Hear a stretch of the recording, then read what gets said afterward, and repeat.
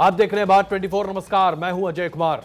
पूरे देश में आतंक के कारोबार को किस तरह से अंजाम दिया जा रहा है और कैसे पूरे देश को एक प्रयोगशाला के तौर पर इस्तेमाल किया जा रहा है, इसी संबंध में आज हम पीएफआई पर तमाम खुलासे आपके लिए करने जा रहे हैं। पीएफआई को लेकर जो आज दिन भर आपने गतिविधि देखी, उसका सरमाया ही नहीं बल्कि उसके पीछे के कई तथ्य और परतें आपके सामने रखेंगे। नेशनल इन्वेस्टिगेटिंग एजेंसी एनआईए और एनफोर्समेंट डायरेक्टरेट एजेंसी यानी कि ईडी दोनों ने मिलकर आज पीपल्स फ्रंट ऑफ इंडिया यानी कि पीएफआई के ठिकानों पर कई जगहों पर दबिश की है और कई लोगों को एक साथ गिरफ्तार किया है। इस पूरी खबर से पूरे देश में हड़कंप मचा रहा कि आखिरकार क्या हो रहा है। नेशनल इन्वेस्टिगेटिंग एजेंसी ने करीब 14 राज्यों में पीएफआई के खिलाफ एक साथ छापेमारी की है और यह पूरी कार्रवाई रात तक चलती रही है। यह शिकंजा इसलिए कसा जा रहा है क्योंकि पीएफआई पर आतंक को फंड करने के बड़े आरोप लग रहे हैं। इस पूरे मामले में अब तक 106 लोगों को गिरफ्तार किया गया है। अभी तक जो जानकारी मिल पाई है, 200 से ज्यादा अधिकारी पीएफआई के खिलाफ छापेमारी में जुटे हुए हैं और इनके जरिए तस्वीरें पता चल रही हैं और बता रही हैं कि क्या क्या हालात हैं। अभी हम आपको जो तस्वीरें दिखा जा रहे हैं, ये 8 तस्वीरें हैं केरल के मल्लापुरम में, तमिलनाडु के मदुरई में, कर्नाटक के बेंगलुरु में, महाराष्ट्र के औरंगाबाद में एनआईए की टीम ने जब छापे मारे, उसकी तस्वीरें आपके सामने हैं। इसके साथ साथ बिहार के पूर्णिया, तमिलनाडु के चेन्नई और तेलंगाना के हैदराबाद के साथ साथ बंगाल के कोलकाता में भी एनआईए ने कई जगहों पर छापे मारे हैं और इन छापों की तस्वीरें बता रही है कि कैसे पीएफआई के कई दफ्तरों पर, कई जगहों पर, ठिकानों पर एक साथ पूरे देश भर में कार्रवाई। कर्नाटक में भी एनआईए ने ताबड़तोड़ छापेमारी मारी। उत्तर कन्नड़ के सिरसी जिले में एनआईए ने रेड की और एसडीपीआई जो कि पॉलिटिकल विंग है पीएफआई का, उसके अजीज अब्दुल को गिरफ्तार किया है। एनआईए के अधिकारियों ने अजीज को कार में बिठाया और एक गुप्त जगह पर ले गए हैं ताकि उनसे पूछताछ की जा सके। जिस समय उन्हें उठाया गया, उनके साथ एक लैपटॉप, 2 मोबाइल फोन, एक किताब और एक सीडी बरामद की गई है।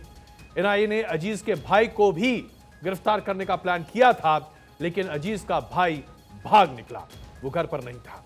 दोनों भाइयों पर देश विरोधी गतिविधियों में शामिल होने का आरोप लगाया गया है और इसके बारे में एनआईए पूछताछ करने जा रही है।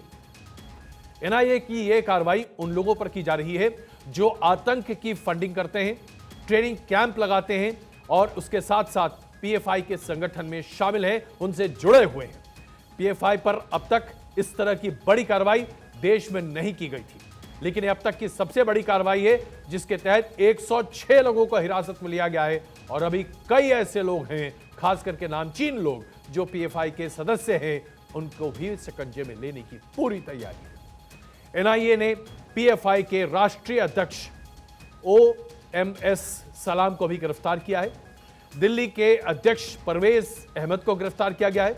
केरल के पीएफआई के अध्यक्ष मोहम्मद खालिद छिपा को गिरफ्तार किया गया है। मध्य प्रदेश के पीएफआई के अध्यक्ष अब्दुल करीम को गिरफ्तार किया गया है। इंदौर से जावेद जो कि पीएफआई के सदस्य हैं, उनको गिरफ्तार किया गया है। उज्जैन से मोहम्मद जमील जो पीएफआई के सदस्य हैं, इनकी गिरफ्तारी की गई है। आतंकवादी गतिविधियों और टेरर फंडिंग को लेकर यह जो छापेमारी हुई है, इसमें दिल्ली में बड़ी कार्रवाई हुई। दिल्ली के शाहीन बाग इलाके में पीएफआई का ऑफिस, उसे सील कर दिया गया। शाहीन बाग वही इलाका है जहां पर सीएए का विरोध बड़े पैमाने पर था और 3 महीने से ज्यादा वक्त तक सड़क घेर कर लोग सीएए के विरोध में वहां पर बैठे हुए थे। शाहीन बाग से परवेज नाम के एक व्यक्ति को गिरफ्तार किया गया है। हम आपको दिखाते हैं, हमारे संवाददाता ने उस वक्त मौके पर क्या रिपोर्ट फाइल की। पूरे देश में एनआईए की एक बड़ी कार्रवाई चली है जिसमें पीएफआई के ऑफिसेस में और उनसे जुड़े हुए दस्तावेज, जुड़े हुए लोगों के ऊपर बड़ी कार्रवाई है। और ये दिल्ली का शाहीन बाग क्षेत्र है जहां पर पीएफआई का ऑफिस था। हम आपको यहाँ की तस्वीरें दिखाते हैं जहां पर एनआईए ने जांच के दौरान यहाँ पीएफआई के जो ऑफिस है उसको सील किया है और यहाँ पर ये वही ऑफिस है जहाँ पर एनआईए की टीम ने अपना सील लगाया है। यहाँ से परवेज अहमद को गिरफ्तार किया गया है जो पीएफआई दिल्ली के अध्यक्ष थे। यहाँ पर ही बताया जाता है कि देश विरोधी जो गतिविधियां हैं उसको संचालित करने की जाती थी। और यहाँ पर एक तरीके से अपने ही देश के खिलाफ, अपने ही देश की सरकार के खिलाफ युवाओं को भरा जाता था और कई तरीके के साहित्य, कई तरीके के जो वायरल वीडियोस हैं सोशल मीडिया प्लेटफॉर्म के जरिए वो यहाँ पर दिखाया जाता था। इस समय एनआईए की जो टीम है पूरे देश में कई राज्यों में पीएफआई के ऊपर शिकंजा कस रही है और लगातार जांच की जा रही है। कैमरामैन मोहित के साथ कन्हैया शुक्ला, भारत 24, दिल्ली। आपने हमारी ये रिपोर्ट देखी। हमारे संवाददाता उस वक्त मौके पर मौजूद थे जब एनआईए ने छापेमारी की थी और उस वक्त गिरफ्तारी हो रही थी। उसी वक्त की ये रिपोर्ट हमने आपके सामने प्रदर्शित की। ऐसा नहीं है कि सिर्फ दिल्ली में इस तरह से बड़े पैमाने पर छापेमारी हुई है। मध्य प्रदेश के इंदौर में, उज्जैन में और अन्य जगहों पर भी छापेमारी हुई, जिसकी वजह से पीएफआई के 4 नामचीन नेताओं को हिरासत में लिया गया है। अलग अलग ठिकानों पर एनआईए ने सर्च ऑपरेशन किया। हमारे संवाददाता अखिलेश सोलंकी इस ऑपरेशन को देख रहे थे, उनकी ये रिपोर्ट अब जरा देखिए। देश भर के साथ ही पीएफआई के मध्य प्रदेश में पर कतरने के लिए कार्रवाई को इंदौर और उज्जैन में अंजाम दिया गया। इंदौर में बाकायदा जो पीएफआई के प्रदेश अध्यक्ष है अब्दुल करीम, उसको उठाया गया। अब्दुल जावेद को भी हिरासत में लिया गया। उज्जैन से जमील को हिरासत में लिया गया। इस पूरे ऑपरेशन को बहुत गुप्त रखा गया और पुलिस की मदद ली गई। पुलिस ने एक तरह से कवर ऑपरेशन चलाया। पहले 270 गुंडों को रात भर में हिरासत में लिया ताकि किसी को शुबा ना हो, किसी तरह का विरोध ना हो, और उसके बाद कार्रवाई को अंजाम दिया गया। इस कार्रवाई के बाद कहीं ना कहीं पूरे मालवा क्षेत्र में पीएफआई को लेकर जिस तरह की गतिविधियां थी उन पर नकेल कसने की बात कही जा रही है और आर्थिक एजेंडा जो है उसको नेस्तनाबूद करने की कोशिश की गई है। टेरर फंडिंग को कुचलने की कोशिश की गई है। मध्य प्रदेश में इस कार्रवाई के बाद किस तरह से सिमी का रिएक्शन होगा, पीएफआई का रिएक्शन होगा, ये देखना बड़ा दिलचस्प होगा। लेकिन इंदौर और उज्जैन में जिस तरह से 4 लोगों को हिरासत में लिया गया, उसके बाद पुलिस के, एनआईए के और ईडी के हौसले बुलंद हैं। कैमरा पर्सन इरफान अली के साथ अखिलेश सोलंकी, भारत 24, उज्जैन। तो हमने आपको 2 रिपोर्ट दिखाई अपने संवाददाताओं की, लेकिन आइए अब आपको बताते हैं कि पूरे देश भर में 14 राज्यों में आज जो छापेमारी हुई है वो कहां कहां हुई है। ये जानना आपके लिए इसलिए आवश्यक है क्योंकि इस देशव्यापी छापेमारी के साथ साथ 106 लोगों की गिरफ्तारी हुई है। तो केरल में 22 लोगों को गिरफ्तार किया गया है। कर्नाटक में 20 लोगों को गिरफ्तार किया गया है जो पीएफआई से संबंधित हैं। तमिलनाडु में 10 लोगों को गिरफ्तार किया गया। महाराष्ट्र में पूरे राज्य भर से 20 लोगों को गिरफ्तार किया गया। असम में 9 लोगों को पकड़ा गया।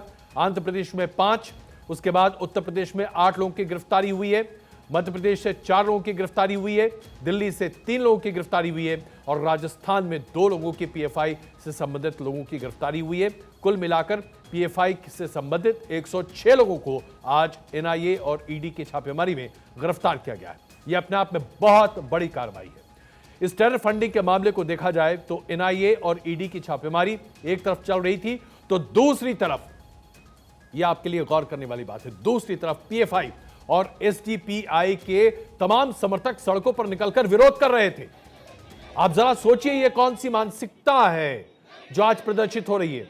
यह तस्वीरें जो अभी आप अपने स्क्रीन पर देख रहे हैं, यह उन लोगों की हैं जो पीएफआई के ऊपर जो छापे चल रहे थे उसके विरोध में, सरकार की कार्रवाई के खिलाफ आवाज उठाने की ये बातें निकल कर आ रही हैं। सबसे पहले केरल में देखिए, लोग सड़कों पर बैठ गए, प्रदर्शन करने लगे। पुलिस ने यहां पर मामले को समझाने की कोशिश की लेकिन कोई मानने को तैयार नहीं था। जयपुर में पीएफआई के खिलाफ कार्रवाई जो हुई उसको लेकर सड़कों पर लोग उतर आए। विरोध प्रदर्शन बड़े पैमाने पर होता दिखाई दिया। चेन्नई के में आप देखिए, यहां पर भी पुलिस के सामने बहुत बड़ी संख्या में लोग खड़े हो गए और पीएफआई के सदस्य निकलकर विरोध कर रहे थे। क्या पीएफआई के सदस्यों को इस बात की सनद नहीं है कि नेशनल इन्वेस्टिगेटिंग एजेंसी ने जब छापे मारे हैं तो जाहिर सी बात है आतंक से संबंधित फंडिंग को लेकर ये छापे किए गए हैं। ऐसे में पीएफआई के समर्थक ये विरोध क्यों कर रहे हैं, इसको आप समझ नहीं रहे हैं क्या? अगर नहीं समझ रहे तो समझ जाइए, यह भी हम आपको इसकी परतें बताएंगे। सवाल यह है कि जिन तमाम नेताओं को आज हिरासत में लिया जा रहा था उन सबको रिहा कराने के लिए ये प्रदर्शन किए जा रहे थे। ये एक पब्लिक प्रेशर बनाने की कोशिश की जा रही थी सभी इन्वेस्टिगेटिंग एजेंसी पर कि पीएफआई के लोगों को गिरफ्तार न किया जाए। पीपल्स फ्रंट ऑफ इंडिया पर ताबड़तोड़ जो आज छापे पड़े हैं, आपको बताएं कि इसकी मुख्य वजह क्या है, क्यों यह कार्रवाई हुई है। सबसे पहली और बड़ी वजह, बिहार के फुलवारी शरीफ में आतंकी साजिश का जब खुलासा हुआ तो वहां पर यह पता चला कि आतंकवादियों ने प्रधानमंत्री नरेंद्र मोदी को निशाने पर लेने की साजिश रची हुई थी।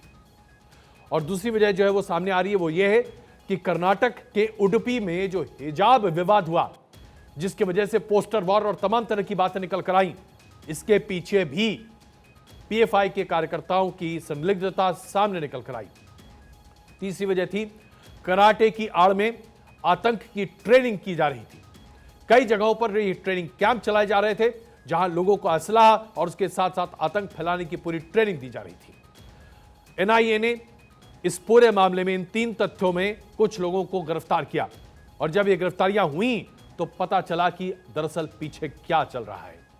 कुछ और परतें अब आपको खंगाल कर बताते हैं कि एनआईए की जांच कैसे कैसे आगे बढ़ी और पीएफआई पर शिकंजा कैसे और क्यों एनआईए ने कसा। एनआईए ने पश्चिम बंगाल से लेकर उत्तर प्रदेश और बिहार से लेकर केरल तक आतंक का लिंक समझने की कोशिश की, और इसी पर यह सर्जिकल स्ट्राइक किया गया है। यह पूरा ऑपरेशन पीएफआई की कमर तोड़ने के लिए किया गया है, क्योंकि भारत में एक ऐसे आतंकी नेटवर्क को तैयार करने की कोशिश की जा रही थी जो स्लीपर सेल के दम पर एक्टिवेट होता, जो आम नागरिकों से जुड़ा हुआ होता, जिसकी पता किसी को नहीं चलती, सनद पर किसी को नहीं होती, और जैसे जैसे उन्हें कमांड मिलता वैसे वैसे वो कार्रवाई करनी शुरू कर देते। और इन सभी आतंकी संगठनों के तार people's front of India PFI से जुड़ते हुए अभी तक दिख रहे हैं। अब आपको इसकी पूरी कहानी बताते हैं, किसी फिल्मी कहानी से कम नहीं है। किसी को कानो कान खबर नहीं हुई कि एनआईए कितनी बड़ी तैयारी कर रही है। एनआईए ने जानबूझकर अपने पूरे ऑपरेशन को बिल्कुल अंडर कवर रखा था, छापे में कहीं चूक ना हो जाए, इसलिए देर रात में ही, रात के वक्त ही कार्रवाई शुरू कर दी गई। रात करीब 1 बजे के आसपास रेड की कार्रवाई शुरू की गई, जिसमें जो शामिल अधिकारी थे उन्हें रात में ही बुला लिया गया, ताकि सुबह सुबह जैसे ही पौ फूटे उसके साथ ही सभी राज्यों पर रेड शुरू कर दिया जाए। 12 राज्यों में एनआईए ने टेरर के लिंक के केस की छापेमारी की है, और यह छापेमारी की गई पीपल्स फ्रंट ऑफ इंडिया के दफ्तरों पर। एनआईए की मदद के लिए स्थानीय पुलिस को सामने रखा गया, और एजेंसी के अधिकारियों ने धड़ाधड़ बिना मौका दिए पीएफआई के सभी दफ्तरों में घुसकर वहां पे तमाम कागजात बरामद किए, दस्तावेज उठाए, कंप्यूटर्स और लैपटॉप के डिस्क उठाए, लैपटॉप्स और कंप्यूटर्स उठाए, मोबाइल फोन उठाए, ताकि वो तमाम जानकारी और पैम्पलेट और हर तरह की जानकारी मिल सके, जिसके आधार पर पीएफआई का कच्चा चिट्ठा खोल कर रखा जाए।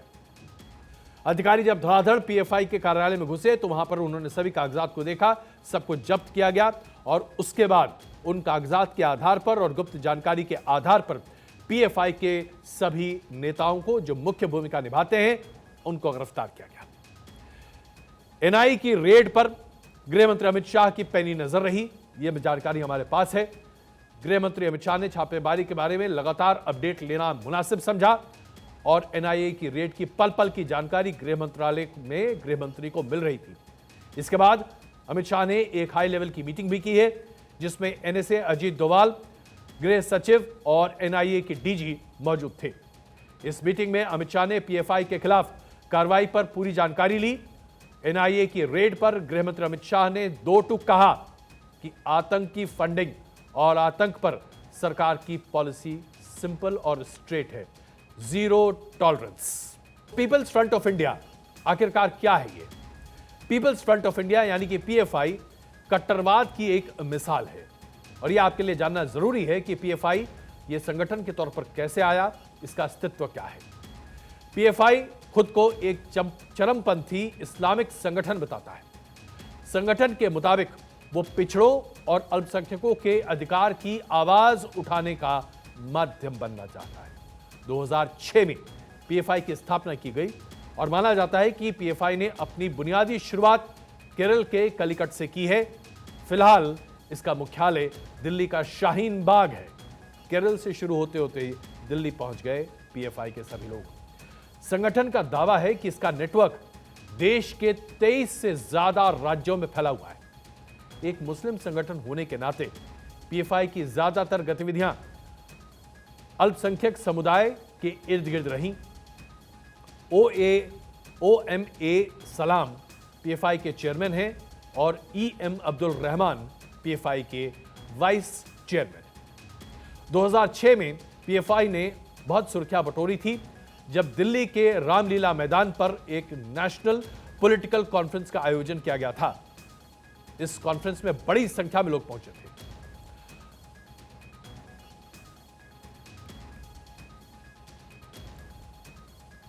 तो हम आपको पीएफआई के तमाम ओरिजिन की बात बता रहे हैं, लेकिन अभी जो कांग्रेस के नेता हैं भोपाल के आरिफ मसूद साहब, उन्होंने जो बयान दिया है वो अपने आप में बहुत बड़ा महत्वपूर्ण है। उनका कहना है कि केंद्र सरकार क्यों नहीं पीएफआई को अभी तक बैन कर पाई है, क्यों नहीं बैन करती पीएफआई को। उन्होंने क्या कहा, जरा देख लीजिए। आपने पीएफआई बैन नहीं करी, और जब बैन नहीं करी और पूरे प्रदेशों में उसके गठन हो रहे हैं, जिलों में गठन हो रहे हैं, और गठन होने के बाद एक बहुत बड़ा तबका नौजवानों का उनसे जुड़ता जा रहा है, और जब वो तबका जुड़ जाएगा तो आप 1 साल बाद उसको बैन करोगे, और बैन करने के बाद उन तमाम मजलूमों को, बेचारों को, जो एक अपने चलते फिरते काम के लिए या एक जिनका जज्बा है वो उस निस्बत से उनसे जुड़ जाएंगे, तो बाद में आप उनको बंद करोगे। तो मैं आपसे साफ कहता हूँ कि पीएफआई को अगर उसके खिलाफ सबूत है तो बैन करिए। तो देखिए किस तरह से राजनीति भी चल रही है। करेंगे इस पर भी चर्चा जरूर करेंगे, लेकिन आपको हम पीएफआई की पूरी हिस्ट्री शीट सामने रख रहे हैं। पीएफआई के खिलाफ चल रही रेड में एनआईए ने साउथ इंडिया में अब तक सबसे बड़ा सर्च ऑपरेशन किया है। इस बीच एनआईए की ओर से दर्ज एफआईआर में एक चौंकाने वाला खुलासा हुआ है, जिसमें आतंक की ट्रेनिंग में कराटे का कनेक्शन का जिक्र आया है। पीएफआई और कराटा का कनेक्शन क्या है, यह आपको समझना आवश्यक है। निजामाबाद से गिरफ्तार कराटे टीचर का यह खुलासा सामने आया है कि कराटे क्लासेस लेने के आड़ में अल्पसंख्यक नौजवानों को बरगलाकर आतंक की ट्रेनिंग दी जा रही थी। चाकू, लोहे की रॉड और इस तरह के तमाम चीजों से कैसे हत्या की जा सकती है, इसकी ट्रेनिंग कराटे क्लासेस में दी जा रही थी। अब्दुल कादर ने घर की छत पर ही अपना ट्रेनिंग सेंटर बनाया हुआ था। अलग अलग बैच में 5 दिन में ट्रेनिंग दी जाती थी ताकि लोग 5 दिन में तैयार हो जाएं कि हत्याएं कैसे कर सकते हैं। पीएफआई हर महीने कराटे टीचर अब्दुल को फंडिंग भी करता था, और यही वजह है कि पीएफआई पर इस तरह की तमाम संगीन आरोप लग रहे हैं कि आतंक और आतंक के सौदागरों को वो पैसे दिया करता था। पीएफआई का विवादों से पुराना नाता है। पीएफआई के काम करने का तरीका देश के किसी भी अन्य संगठन से बिल्कुल अलग है। कट्टरपंथी सोच और विचारधारा को आगे बढ़ाने वाला पीएफआई हमेशा भड़काऊ नारेबाजी, हत्या, हिंसा और इस तरह के तमाम असामाजिक तत्वों को साथ लेकर चलने की बात करता रहा है। पीएफआई से जुड़े कुछ विवाद तो ऐसे हैं जिसकी वजह से बहुत हंगामा हो चुका है। ऐसे विवादों की टाइमलाइन इतनी लंबी है कि हम क्या कहें, लेकिन इसमें से कुछ मुख्य बिंदु आपके सामने रखते हैं। इसी साल मई में पीएफआई की रैली में एक बच्चे से भड़काऊ नारे लगाए गए। इस मामले ने जब तूल पकड़ा तो 20 से ज्यादा लोगों की गिरफ्तारी की गई। इसके अलावा पीएफआई पर केरल में कई हिंदूवादी नेताओं की हत्या के आरोप में शामिल होने के आरोप लगते रहे हैं। ये मामले कोर्ट में चल रहे हैं, इसलिए अभी आरोप साबित नहीं हुए हैं। साथ ही आतंक के साथ जुड़ाव, टेरर लिंक, दिल्ली और उत्तर प्रदेश में सीएए और एनआरसी के खिलाफ विरोध प्रदर्शन के लिए अंतर्राष्ट्रीय स्तर पर फंड जुटाना और लोगों तक वो फंड पहुंचाना और पूरे आंदोलन को फंड करना, पीएफआई का हाथ इसमें बड़े पैमाने पर रहा है। पीएफआई के कई कार्यकर्ताओं को उत्तर प्रदेश और बिहार में गिरफ्तार भी किया गया, जिन्होंने सीएए के खिलाफ भड़काऊ भाषण देने के लिए लोगों को उत्तेजित किया। हिजाब के मसले पर पीएफआई ने बच्चियों को पूरे तरीके से बरगलाने की कोशिश की है। यहां तक कि जो हाथरस की घटना हुई थी उसके दौरान भी हिंसक झड़पें जो हुई उसमें पीएफआई का हाथ बताया जाता है। पीएफआई के कार्यकर्ताओं पर केरल में एक प्रोफेसर का दिन दहाड़े हाथ काटने का भी आरोप है। हालांकि आरोप अभी तक पूरी तरीके से सिद्ध नहीं हो पाया है। संदिग्ध गतिविधियां पीएफआई की शुरू से रही हैं, यानी कि उसकी स्थापना के बाद से पीएफआई पर कई तरह की जांच चल रही है और कई एजेंसियां जुटी हुई हैं पीएफआई के खिलाफ तरह तरह के सबूत एकत्रित करने में। पॉपुलर फ्रंट ऑफ इंडिया अब एनआईए और ईडी के निशाने पर है और यह जांच और कार्रवाई अभी ये 2 एजेंसियां कर रही हैं। पीएफआई जिन जांच एजेंसियों की हिट लिस्ट पर है उसमें सबसे पहले एनआईए है। एनआईए ने लंबे अरसे से पीएफआई पर अपना निशाना साधा है, क्योंकि टेरर फंडिंग के कई तार एनआईए ने अभी तक पीएफआई तक ला जोड़े हैं। 2017 में ही एनआईए ने गृह मंत्रालय को एक डोजियर सौंपा था। इस डोजियर में पीएफआई के खिलाफ कड़ी कार्रवाई की गुजारिश की गई थी। एनफोर्समेंट डायरेक्टरेट ने और पीएमएलए के तहत पीएफआई की फंडिंग की जांच शुरू कर दी है। दिल्ली पुलिस ने दंगों में भी, जो दिल्ली में दंगे हुए थे उसमें पीएफआई के कनेक्शन की बात अपनी तफ्तीश में दर्ज की। यह मामला अभी कोर्ट में दर्ज है। उत्तर प्रदेश की पुलिस ने 2 मामलों में पीएफआई के खिलाफ अपनी जांच चालू रखी हुई है। इन दोनों मामले में अभी कोर्ट सुनवाई कर रहा है। इसमें से पहला मामला एंटी-सीएए को प्रोजेक्ट करना, हिंसा प्रोत्साहित करना और उसके साथ साथ लोगों को बरगलाना है। दूसरा मामला हाथरस का है, जिसमें पीएसआई के टेरर लिंक की बात सामने निकलकर आ रही है। अगर आप कर्नाटक की बात करें तो बेंगलुरु हिंसा में पीएफआई के जांच की पूरी तफ्तीश अभी कर्नाटक की पुलिस कर रही है और केरल की पुलिस ने कई मामलों पर पीएफआई की जांच शुरू कर दी है। पीएफआई के ज्यादातर मामले टेरर फंडिंग के वजह से सामने आ रहे हैं और आतंकी गतिविधियों से लैस होने की वजह से इन पर अब शिकंजा कसता हुआ दिखाई देता है। ऐसे में यह जानना भी जरूरी है कि आखिरकार पीएफआई को फंडिंग कहां से मिल रही है, कौन दे रहा है पीएफआई को पैसे। तो आपको बताते हैं कि पीएफआई को हम फंडिंग कहां से मिल रही है। तो इसमें कट्टरपंथी संगठन को पैसे कहां से मिलते हैं। जो अभी तक मीडिया रिपोर्ट सामने आ रहे हैं उसके आधार पर पीएफआई को मिडिल ईस्ट के कई देशों से फंडिंग मिल रही है। हालांकि ये फंडिंग किन देशों से हो रही है, ये बातें अभी तक खुलकर सामने इसलिए नहीं आई हैं क्योंकि सरकार की एजेंसी इस बारे में अभी तथ्य सामने नहीं रख रही। लेकिन पीएफआई को जो पैसा मिल रहा है वो मुख्यतः आमतौर पर हवाला के जरिए भारत पहुंचाया जाता है। फरवरी 2021 में उत्तर प्रदेश पुलिस की टास्क फोर्स ने दावा किया था कि पीएफआई को दूसरे देशों की खुफिया एजेंसियों से भी पैसे मिल रहे हैं, खास करके पाकिस्तान। इससे पहले जनवरी 2020 में एनफोर्समेंट डायरेक्टरेट के अधिकारियों ने दावा किया था कि 4 दिसंबर 2019 से 6 जनवरी 2020 के बीच पीएफआई से जुड़े 10 अकाउंट्स में 1 करोड़ से ज्यादा की रकम आई। इसी दौरान पीएफआई ने अपने खातों से 1 करोड़ 34 लाख रुपए निकाले। गौर करने वाली बात यह है कि 6 जनवरी के बाद से ही सीएए के विरोध में पूरे देश भर में प्रदर्शन शुरू हुए, जिसमें बड़े पैमाने पर पीएफआई के कार्यकर्ताओं के संलिग्ध होने की बात निकलकर सामने आ रही है। इसके साथ साथ हम आपको यह भी बताना चाहते हैं कि पीएफआई में कार्यरत जब 2006 में इसकी स्थापना हुई थी, उस वक्त सिमी जो कि प्रतिबंधित संगठन है, जो अल्पसंख्यक अधिकारों के लिए अपने आप को खड़ा करता हुआ दिख रहा था, जिसे प्रतिबंधित कर दिया गया था, उस संगठन के कई लोग आज पीएफआई में काम कर रहे हैं और इनमें से कई ऐसे हैं जो मध्य प्रदेश और उसके साथ साथ दिल्ली में बड़े पैमाने पर सक्रिय हैं। शाहीन बाग अब नर्व सेंटर बन चुका है पीएफआई का और शाहीन बाग जो कि दिल्ली में स्थित है, वहां से पीएफआई अपने कार्यक्रम को आगे बढ़ाना चाहती है।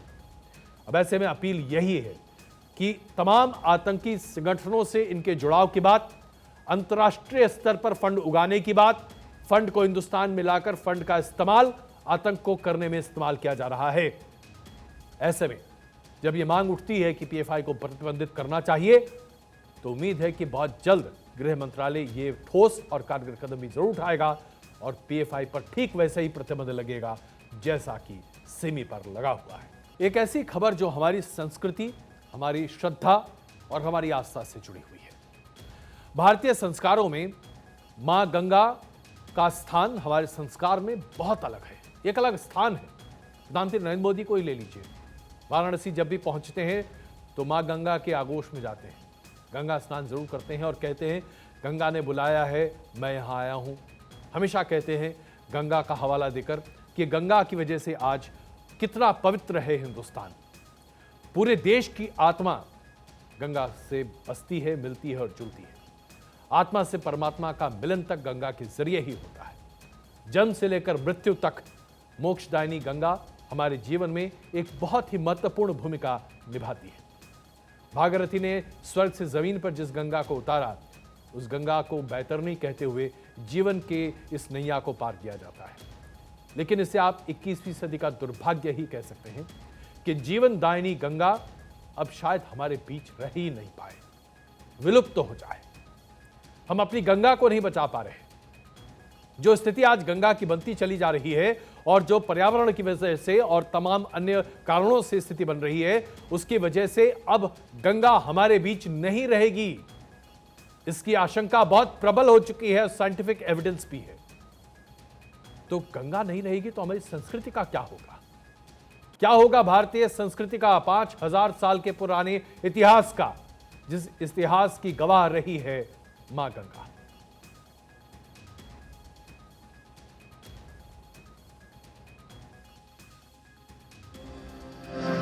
ग से गंगा, ग से ग्लेशियर, ग से गुम और ग से गम। शाम के उस डूबते सूर्य में अलग ही निखार होता है जिसके तल में मां गंगा होती है। ऊपर आसमान होता है, बीच में जीवन होता है और शांत मन होता है। मन पावन जो गंगा में डूबे नहाए, मन रावण जो लहरों में बहता जाए। मां गंगा के लिए देश के करोड़ों बेटे बेटियों की यही आस्था है, जिसका बोझ लिए गंगा सदियों से ऐसे ही बहती जा रही है। इसकी डुबकी में पाप धुलता है, इसके किनारे मोक्ष मिलता है।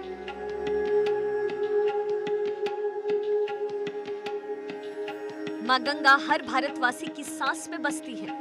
मंदिर की घाटियों में गंगा है, खेत खलियानों में गंगा है, रग रग में गंगा है, दिन में गंगा है, शाम में गंगा है। गंगा ही नहीं, घाघरा, मंदाकिनी, सरस्वती जैसे नदियां भारत के मैदानी हिस्सों को जीवन दे रही है, सींच रही है, सांसें भर रही है।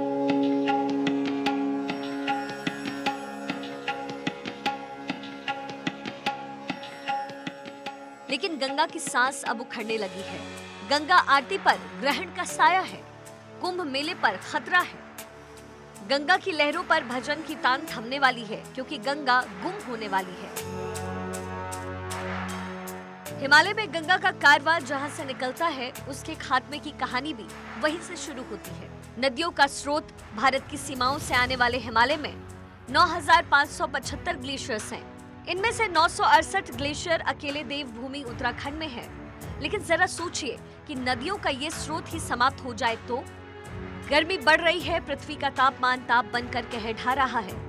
जो ग्लेशियर की तबीयत खराब कर रहे हैं, ग्लेशियर को पिघला रहे हैं। जमी हुई बर्फ के ये पहाड़ पिघल रहे हैं।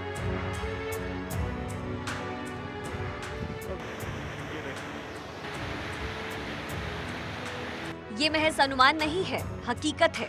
गंगोत्री ग्लेशियर 1700 मीटर तक पिघल चुका है। गंगा इसी ग्लेशियर की गौमुख से निकलती है।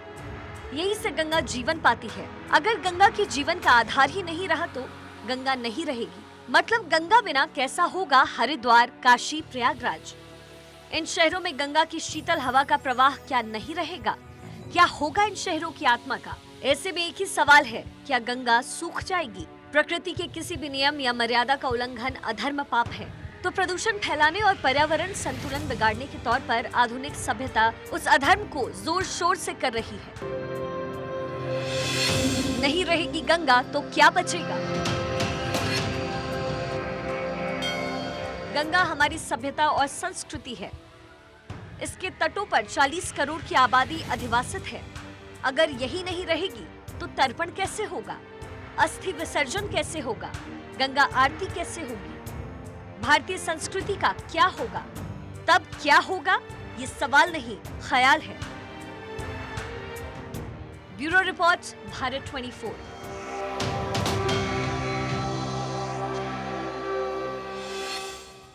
ये बड़ा सवाल है। मां गंगा नहीं रही तो क्या होगा? सिर्फ उन 40 करोड़ लोगों का नहीं, उनके बारे में सोचिए जो दुनिया के कोने कोने में रहते हैं और अपने पाप को धोने के लिए गंगा तक पहुंचते हैं। लेकिन गौमुख 1700 मीटर पीछे जा चुका है। 1700 मीटर यानी 1 किलोमीटर 700 मीटर। एक ग्लेशियर का इतने बड़े पैमाने पर पिघलना अपने आप में बताता है कि अब स्थिति बहुत विकट हो चुकी है। गंगा अपने हाल पर आंसू बहा रही है और हम कुछ नहीं कर पा रहे। यही सबसे बड़ी चिंता का विषय है। तो आज आपके सामने इस विषय को रखते हुए हम कुछ बुनियादी सवाल भी रखना चाहते हैं कि क्या हम अपनी संस्कृति को, अपनी धरोहर को हमेशा के लिए खोने के लिए तैयार हो गए हैं? पिछले कई दशकों से गंगा के बारे में हर तरह की चर्चा आम है। गंगा मैली हो गई, उसे साफ करने की आवश्यकता है। गंगा को संभालने की आवश्यकता है, उसे सजाने की आवश्यकता है, उसे संवारने की आवश्यकता है, लेकिन कुछ नहीं हो पा रहा।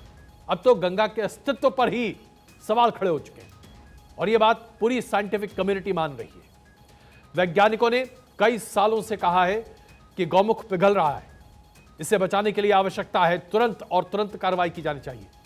कभी गौमुख का क्षेत्र 26 किलोमीटर लंबा हुआ करता था और लगभग 3.5 किलोमीटर चौड़ा था, लेकिन अब यह ग्लेशियर लगातार पिघलता चला जा रहा है और अब इसे आप मान सकते हैं कि 3 से 4 किलोमीटर पीछे जा चुका है। इसकी सिर्फ और सिर्फ एक वजह है और वह है ग्लोबल वार्मिंग। जिस आधार पर पूरी दुनिया का तापमान बढ़ रहा है, उसकी वजह से ऐसा लग रहा है कि शायद अगले 20 से 22 साल में गंगा को जो पानी देने का स्रोत है, जो ग्लेशियर है, ग्लेशियर ही नहीं बचेगा। और ग्लेशियर नहीं होगा तो गंगा में पानी नहीं होगा। ग्लेशियर अपना स्वरूप लगातार बदल रहा है, उसका आकार बहुत जल्द और बहुत तेजी से छोटा हो रहा है। परिवर्तन जो हो रहा है जलवायु में, उसकी वजह से और ग्रीन हाउस जो इफेक्ट है उसकी वजह से वैज्ञानिक अब लगातार इस बारे में चिंता जाहिर कर रहे हैं। जो ताज़ा आंकड़े सामने आए हैं वो अब आपके सामने बता रहे हैं कि इस ग्राफ के जरिए आप देखिए कि गंगोत्री किस तरीके से पिघल रही है और इसके पिघलने से कितनी विकट स्थिति आ गई है। पिछले एक दशक में गंगोत्री बहुत तेजी से सिकुड़ती हुई 1700 मीटर पीछे जा चुकी है, जिसके हम आपको बात बता रहे हैं। अब आइए आपको हम वो बताते हैं कि किस तरह से स्थिति खराब होती जा रही है। पिछले 8700 सालों में यह हाल हुआ है। 87 सालों में हर साल तकरीबन 20 मीटर गंगोत्री में पिघलाव देखने को मिल रहा है। इसके आधार पर आप देखिए कि पिछले बस कुछ ही सालों में 1500 साल में यह स्थिति हो जाती है और ये अब जो बहुत ही बुरी स्थिति में गंगा पहुंचता हुआ दिखाई दे रहा है। गंगोत्री उत्तराखंड के हिमालय का सबसे बड़ा ग्लेशियर है। यह ग्लेशियर 30 किलोमीटर लंबा है, 143 वर्ग किलोमीटर इसका वर्ग क्षेत्र है और हमने जैसा कि आपको बताया इसमें 2.5 किलोमीटर की चौड़ाई है। इसके एक छोर पर 3950 फीट की ऊंचाई का गौमुख है, जहां से भागीरथी नदी निकलती है, जो आगे चलकर देवप्रयाग तक अलकनंदा हो जाती है और फिर गंगा बन जाती है। राज्यसभा में केंद्र सरकार ने बताया था कि साल 2001 से 2016 के बीच में गंगोत्री ग्लेशियर में तकरीबन 230.23 वर्ग किलोमीटर का इलाका खत्म हो चुका है, यानी कि ग्लेशियर यहां पर पिघल चुका है। और इसकी मुख्य वजह बारिश जो है उसका कमी होना है, बर्फबारी में बदलाव होना है और तापमान के बढ़ने की वजह से ये सब कुछ हो रहा है। 2014 में जब लोकसभा के चुनाव हुए थे, उस वक्त प्रधानमंत्री नरेंद्र मोदी ने काशी में जब अपना पर्चा भरा था तो उस वक्त उन्होंने कहा था कि वो गंगा दर्शन के लिए आए हैं। न मैं आया हूं, न मुझे किसे भेजा है, मैं तो माँ गंगा के बुलावे पर यहाँ आया हूँ, उनका ये कहना था। उनके इस बयान से काशीवासियों को बहुत उम्मीद जगी थी कि गंगा को बचा लिया जाएगा, लेकिन जो स्थिति अब गंगा की दिखाई दे रही है उससे एक बात स्पष्ट है कि गंगा आने वाले दिनों में लगातार सिकुड़ती चली जा रही है और अब ये हम सब की जिम्मेदारी है कि हम गंगा को कैसे बचाएं, क्योंकि अगर गंगा सूख गई तो स्थिति वैसी ही होगी जैसी सरस्वती की है। मैं काशी जा रहा हूं, लेकिन आज यहां आने के बाद लगता है कि न मुझे किसी ने भेजा है, न मैं यहां आया हूं, मुझे तो मां गंगा ने बुलाया है। प्रधानमंत्री जी की ये बातें अपने आप में बहुत दीगर हैं। पूरे देश में मां गंगा को लेकर एक अलग श्रद्धा का एक आधार है, लेकिन इसकी वजह सबसे बड़ी क्या है?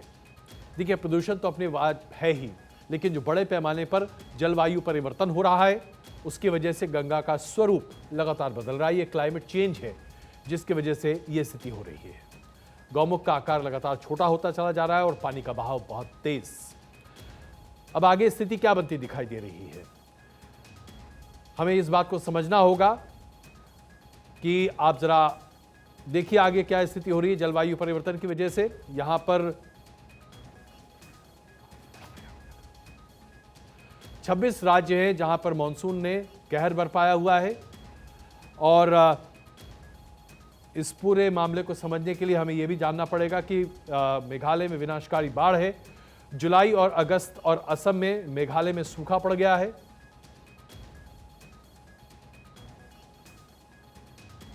जुलाई में गुजरात, राजस्थान और महाराष्ट्र में बाढ़ आ गए हैं और अगस्त में केरल और कर्नाटक में बाढ़ आई। ये सब कुछ जलवायु परिवर्तन की वजह से हो रहा है, जिसकी वजह से ये स्थिति दिखाई दे रही है।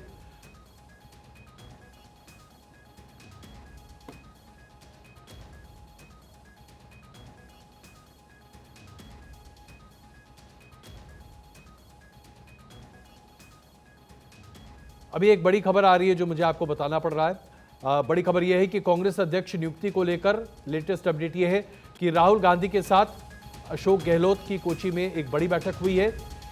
इस बैठक में जो बातें हुई हैं वो भी हम आपको बताएंगे। पीसीसी चीफ गोविंद सिंह डोटासार भी इस बैठक में शामिल रहे हैं। इस बैठक के बाद अशोक गहलोत राहुल गांधी के साथ यात्रा में पहुंचे हैं।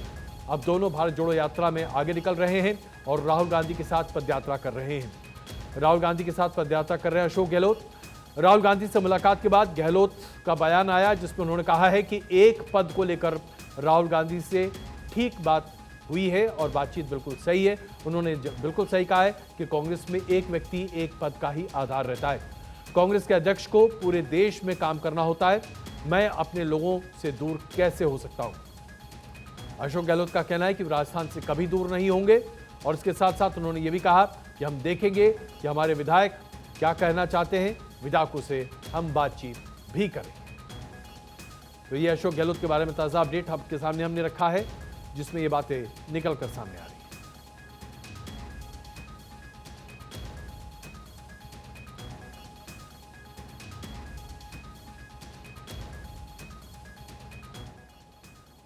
और आइए अब बात करते हैं हिंदुस्तान के उद्यमी किस तरीके से लगातार पूरी दुनिया में अपनी छाप छोड़ रहे हैं।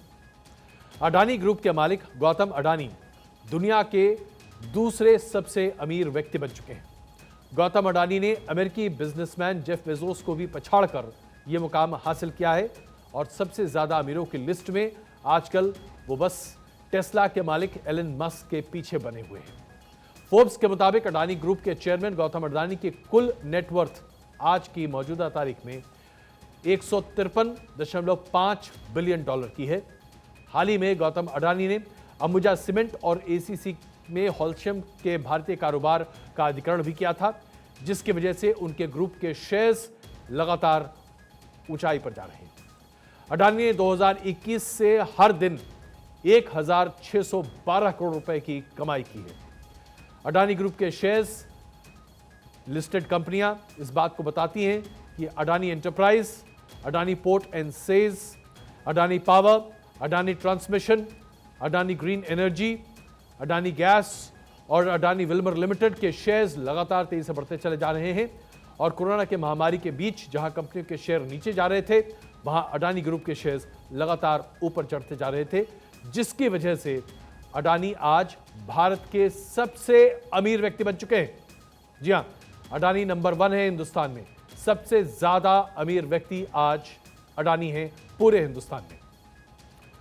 भारत से लेकर विदेशों तक अडानी ग्रुप की धूम है और भारत में अडानी ग्रुप का सबसे बड़ा बिजनेस घराना बन चुका है।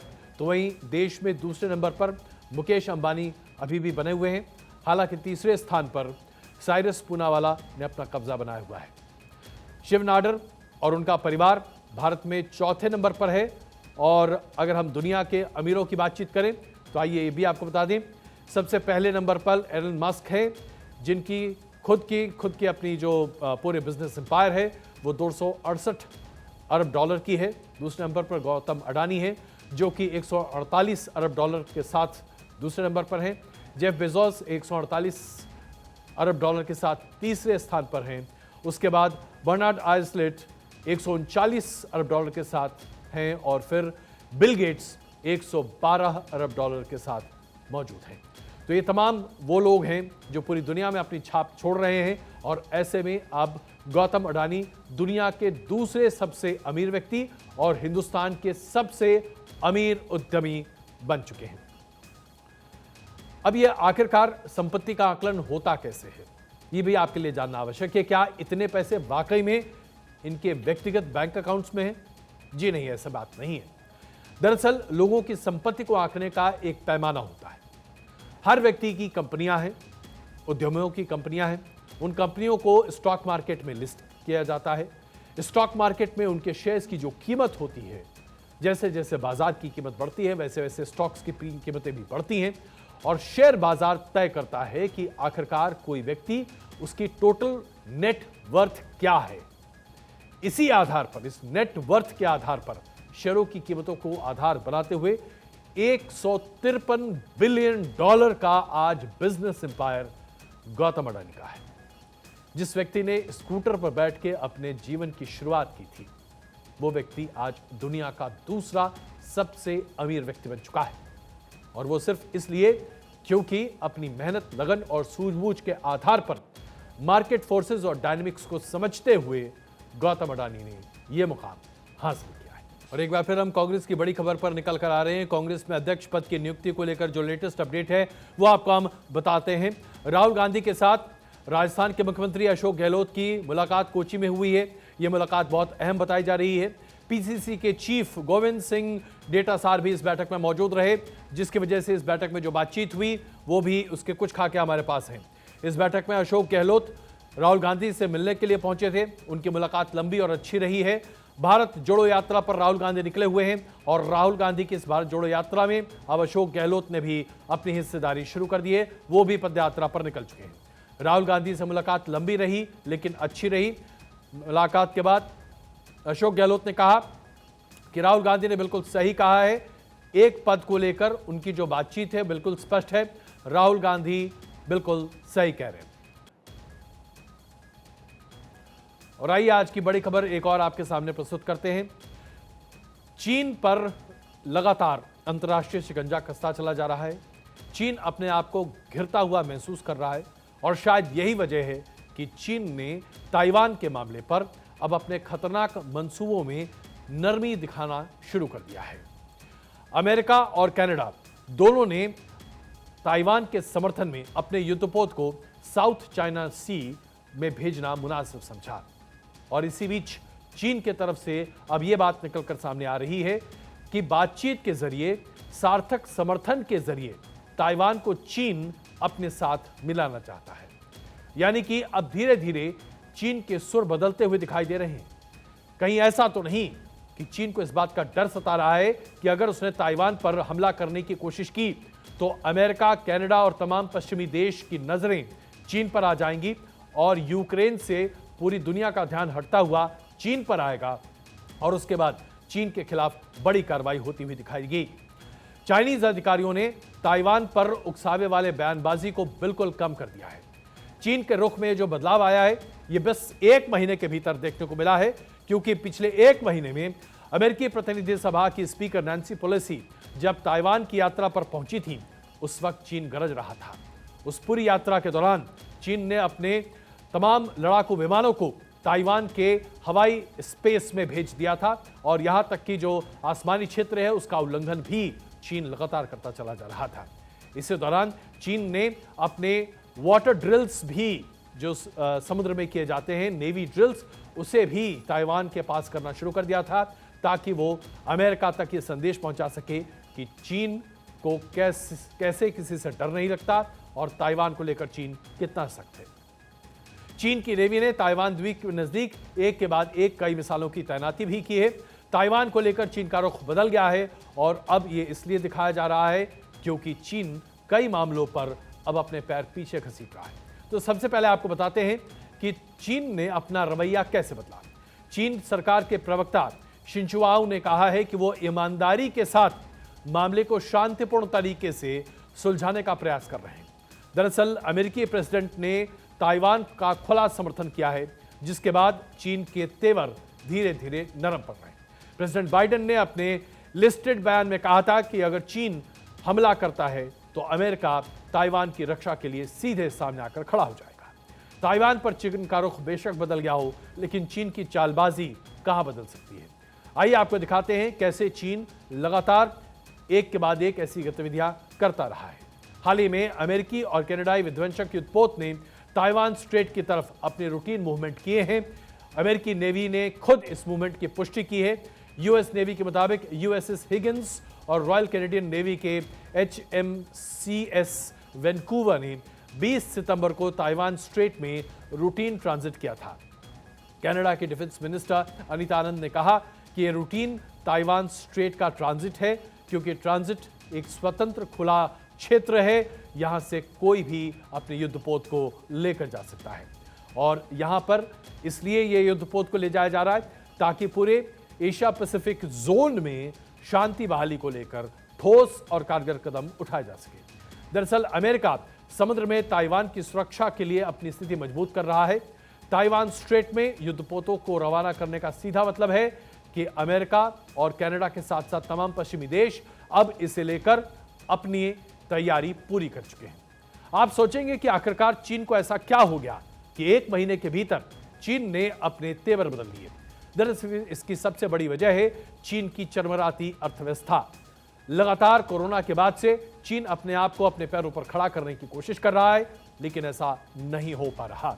कोरोना वायरस की वजह से चीन की इकॉनमी पूरे तरीके से नेस्तनाबूद हो गई। उसके बाद प्राकृतिक आपदा ने चीन के पैर और तोड़ दिए। इन तमाम वजहों से चीन की अर्थव्यवस्था लगातार गिरती चली जा रही है। चीन में बेरोजगारी अपने चरम पर है। 16 से 24 साल के नौजवानों में बेरोजगारी का दर चीन में बढ़कर 20% हो गया है। अर्थव्यवस्था डगमगाई हुई है और उसके साथ साथ चीन के कम्युनिस्ट पार्टी के 20वें महाअधिवेशन का शेड्यूल भी सामने आ चुका है। 16 अक्टूबर से यह महाअधिवेशन शुरू होने जा रहा है, जिसमें शी जिनपिंग के एक बार फिर नामांकन की बात सामने निकल कर आ रही है। ऐसे में चीन ऐसा कोई कदम नहीं उठाना चाहता जिसकी वजह से वहां पर दिक्कतें आए। तो इस पूरे इलाके में जो ग्रामीण इलाका है खास करके चीन का, वहां पर चीन को बहुत दिक्कतें झेलनी पड़ रही हैं। और आधिकारिक आंकड़ों के मुताबिक चीन के शहर में 5 में से 1 ऐसा नौजवान है जो कि आज अपनी नौकरी खो चुका है। रोजमर्रा की जरूरतें पूरी नहीं हो पा रही, सामान नहीं है, अर्थव्यवस्था टूटी हुई है और एक एक्सपोर्टर के रूप में चीन जिसने जो अपने आप को स्थापित किया था, वहां से आज चीन पूरे तरीके से एक इंपोर्टर बन चुका है। कुल मिलाकर चीन का बदला हुआ यह स्वरूप दुनिया के लिए एक अच्छा संदेश है।